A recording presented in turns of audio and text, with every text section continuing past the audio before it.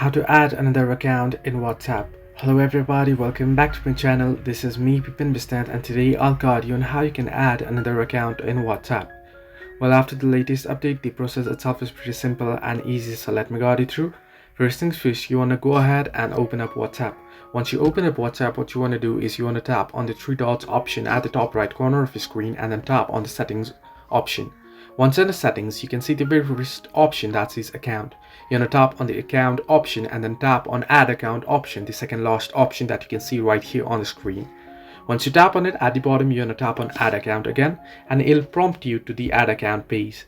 There you want to enter in your country code, enter in your phone number, and then enter in the confirmation code. Once you get the confirmation code and your number, once you enter it, you'll be logged into your account. Once you're logged in, you'll have two different accounts on your phone. In order to switch in between them, you can tap on three dots option at the top right corner and then tap on the switch account option that you'll find below the settings option. I haven't added the account yet, so it's not showing up there, but you'll find it right there.